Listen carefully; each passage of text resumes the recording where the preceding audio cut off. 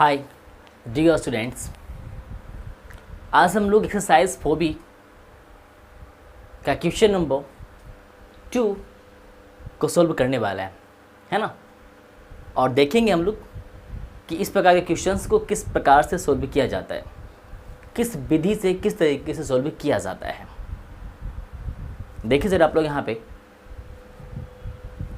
कहा जा रहा है कि find the roots if they exist. यदि कहना चाहता है कि इस इक्वेशन में इसके रूट्स को फाइंड करें। इफ दे एग्जिस्ट, यदि वो एग्जिस्ट करते हैं, मतलब रूट्स का मतलब क्या है कि यहाँ पे आप x का मान फाइंड आउट करें, x का वो दो मान फाइंड आउट करें। यदि वो फाइंड आउट हो सकते हैं, मतलब अगर वो फाइंड आउट हो सकते हैं तो उनका मान आप फाइंड आउट करें। यदि वो फाइंड आउट हो सकते हैं तो मतलब ये कहना चाहता है कि पहले आप चेक करें कि उस इक्वेशंस में x का मान फाइंड आउट होगा या नहीं होगा। मतलब पहले आप चेक कर लें कि होगा कि नहीं होगा। मतलब चेक कर लें, अगर है तो आप आगे बढ़ें, उसको निकालने के लिए आगे मैथ्स को सोल्व करें। और अगर वो नहीं निकल सकता है तो आप पहले पता कर लें, है ना, कि निकलेगा कि नहीं निकलेगा। मतलब हर हाल में पहले आपको पता करना होता है कि उसका रूट्स संभव है या नहीं संभव है ना। और अगर संभव है तो आप निकालें, और अगर संभव नहीं है तो आप छोड़ दें, है ना। तो इसलिए कहा जा रहा है कि find the roots if they exist. यदि वो एग्जिस्ट करते हैं तो निकालें by applying the quadratic formula. और जब आप निकालें तो क्वाड्रेटिक फार्मूला को यूज़ करते हुए, और जब आप निकालें तो क्वाड्रेटिक फार्मूला को यूज़ करते हुए रूट्स को फाइंड आउट करें। Roots means values of x. आपको पता है कि क्वाड्रेटिक इक्वेशन में यहाँ पे जो एक्स होता है उसके दो वैल्यूज़ फाइंड आउट होते हैं, है ना। उन्हीं दो वैल्यूज़ को इसका रूट्स कहा जाता है ना। तो पहले हम ये सीखेंगे कि हम ये कैसे पता कर पाएंगे कि इसका इसका रूट्स जो है एग्जिस्ट करता है कि नहीं करता। तो आप देखिए ज़रा, मेरी बातों पे गौर करें। अगर d का वैल्यू, अगर उसका डिस्क्रिमिनांट, है ना, अगर d का वैल्यू, है ना, उसका डिस्क्रिमिनांट अगर 0 से बड़ा है, क्या 0 से बड़ा है ना, अगर 0 से क्या है, बड़ा है, या 0 है, 0 है तो भी और 0 से बड़ा है तो भी, मतलब साफ है कि d का मान या तो 0 के बराबर हो या तो 0 से बड़ा हो, है ना। मीन्स साफ है कि d का मान या तो 0 से बड़ा हो या 0 के बराबर हो, लेकिन 0 से कम नहीं होना चाहिए, 0 से कम नहीं होना चाहिए। मतलब d का मान नेगेटिव में नहीं होना चाहिए, d का मान माइनस में नहीं होना चाहिए।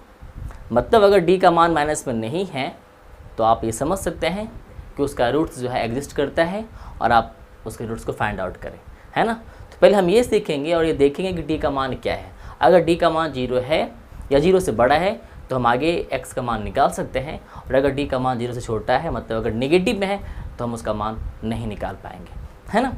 तो देखिए जरा, यहाँ पे हम लोग पहले इसमें a b c को फाइंड आउट करते हैं। So a is equal to coefficient of x square is equal to 1, है ना। Coefficient of x is equal to -4, so b is equal to -4। Constant term is -1, so c is equal to -1, है ना। Then d is equal to b square -4ac, b square -4ac, so b is equal to 4 -4 whole square -4, a means 1, c means -1, है ना। So -4 square is equal to 16, minus into minus is equal to plus, 4 into 1 is equal to 4, so 60 + 4 is equal to 20, है ना। तो आप देख सकते हैं कि d का मान क्या है, पॉजिटिव में है। क्या है, पॉजिटिव में है। तो अगर d का मान पॉजिटिव में है, d का मान अगर प्लस में है, तो इसका मतलब क्या है कि रूट्स जो है एग्जिस्ट कर रहा है, और फिर हमें इसके लिए आगे बढ़ना चाहिए, हमें इसका मान निकालना चाहिए या फिर हम इसका मान निकाल सकते हैं, है ना। तो आप देख सकते हैं यहाँ पे डी का मान क्या है ना, D is equal to greater than 0। तो अगर डी का मान 0 से बड़ा होता है, या ये कह दें कि d is greater than 0, then roots का मान संभव है, हम रूट्स को फाइंड आउट कर सकते हैं। तो देखिए ज़रा आप यहाँ पे, तो अब उस x का मान फाइंड आउट करने का क्या तरीका है ना। तो इसका एक फॉर्मूला होता है, आप थोड़ा गौर करेंगे, इसका क्या होता है, एक फॉर्मूला होता है, और वो फॉर्मूला है x इज इक्वल टू, है ना, minus B plus minus under root D upon 2a, है ना। x इज इक्वल टू, है ना, roots is equal to minus B plus minus root under D upon 2a, है ना। तो आप देखिए ज़रा, है ना, b का मान क्या है, -4 क्या है, एक माइनस इसका और एक माइनस b के मान का, है ना, प्लस माइनस t का मान क्या दिया हुआ है, 20 क्या दिया हुआ है, 20 upon 2a, 2a means 2, a का मान क्या दिया हुआ है, 1, क्या दिया हुआ है, 1, है ना। तो आप देखिए ज़रा, minus into minus is equal to +4, है ना, एंड प्लस माइनस, तो आप देखिए ज़रा यहाँ पे क्या दिया हुआ है, 20। अब आप अगर 20 का स्क्वायर रूट फाइंड आउट करेंगे, है ना, अगर आप 20 का स्क्वायर रूट अगर फाइंड आउट करेंगे तो क्या होगा, तो 20 का जो स्क्वायर रूट आता है वो कितना आता है, 2√5, क्या आता है, 2√5, क्या आता है, 2√5 अपॉन क्या हो गया, 2, है ना। तो देखिए ज़रा आप यहाँ पे आप क्या कर सकते हैं, इन दोनों में क्या कॉमन है, तो इन दोनों में कॉमन है 2, क्या कॉमन है, 2, सो 4 डिवाइड 2 इज इक्वल टू 2, है ना, 2√5 डिवाइड 2 इज इक्वल टू √5, ये 2 क्या हो गया, कैंसिल हो गया अपॉन 2, है ना। तो आप अगर 1 2 ऊपर में है, 1 2 क्या है, नीचे में है, मतलब अगर 1 2 जो है न्यूमरेटर में है और 1 2 क्या है, डिनोमिनेटर में है, तो ऐसे कंडीशन में उन दोनों को एक दूसरे के लिए कैंसिल कर लिया जाएगा, है ना। तो सो आप यहाँ पे देख पा रहे होंगे यहाँ पे कि so x is equal to 2 plus minus √5, है ना।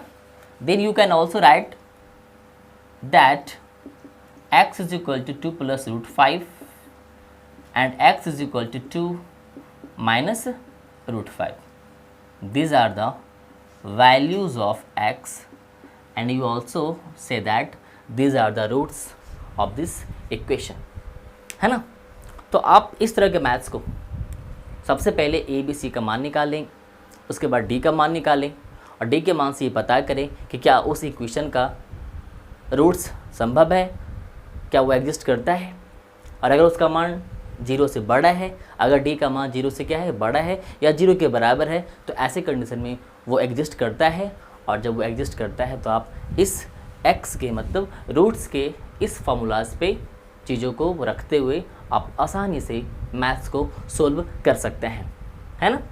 तो मिलते हैं फिर हम लोग इसी एक्सरसाइज के अगले मैथ्स में, है ना, जब आपको ज़रूरत होगा, जब आपको इसकी आवश्यकता पड़ेगी, जब आप सीखना चाहेंगे, तो आप हमारे YouTube channel art of maths पे क्वेश्चन नंबर्स, है ना, बुक्स का राइटर, पब्लिकेशन, ये सब डालकर आप आसानी से सर्च करेंगे तो आपको आसानी से वो मैथ्स आपके स्क्रीन पे हाजिर हो जाएगा, है ना। तो मिलते हैं अगले मैथ्स में।